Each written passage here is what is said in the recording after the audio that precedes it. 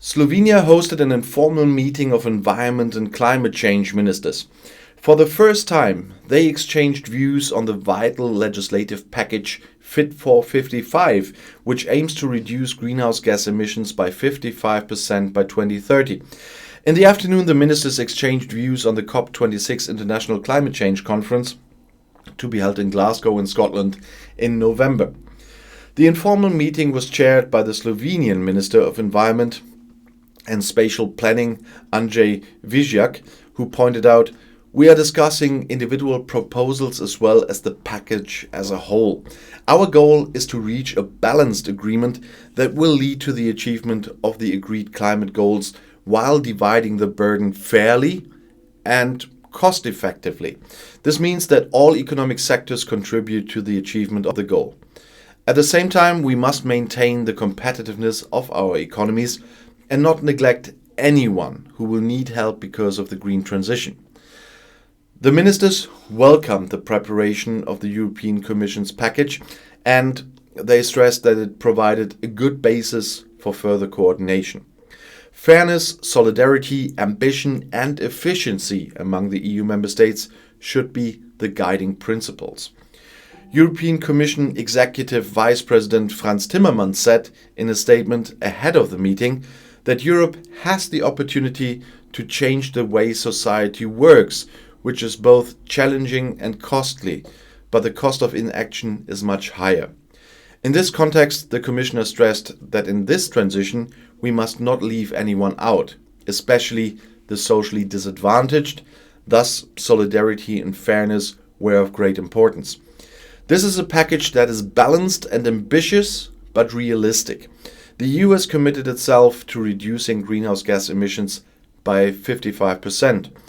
Highlights for the Fit for 55 package, which is one of the top priorities of the Slovenian presidency, include emissions trading. The ETS remains the cornerstone of the EU's climate policy. At its core, it is the principle that participants pay for the pollution they cause, but it also includes market-based incentives to reduce emissions. On the effort-sharing regulation, member states are coordinating new targets that will allow them to achieve a 55% reduction in greenhouse gas emissions by 2030 and climate neutrality by 2050. Carbon border adjustment mechanisms, the CBAM, will address the challenge of movement of industry from the EU to third countries where emissions are not limited.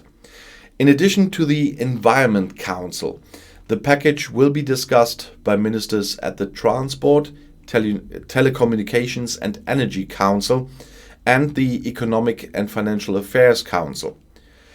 Ministers also discussed climate negotiations at the COP26 International Climate Change Conference in Glasgow in Scotland, which is a key milestone in the effort to increase global climate ambitions. The presiding minister Vizjak said that Slovenia, as the presiding country of the Council of the EU, will strive for the EU to continue to call for urgent action, keep environmental goals ambitious, and assume a leading role in protecting and regenerating the natural world, both on the local and the global level. In an informal discussion, the ministers highlighted, among other things, the finalization of the Paris Agreement rulebook, and thus the ambitious agreement on Article 6 and the agreement on reporting and transparency rules referred to in Article 13 of the Paris Agreement as important elements for the success of the climate change conference in Glasgow in Scotland.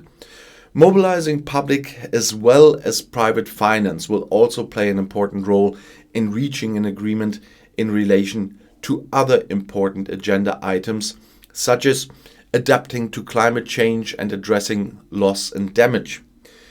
Minister Vizjak added that the months that remain for preparations must be used effectively to ensure progress in Glasgow and Scotland towards the goals of the Paris Agreement with respect to mitigation, adaptation and funding. The meeting of ministers in London at the end of this week, the session of the UN General Assembly in September, the pre-COP in Milano, the G7 and the G20, to mention but a few, are all events leading up to Glasgow.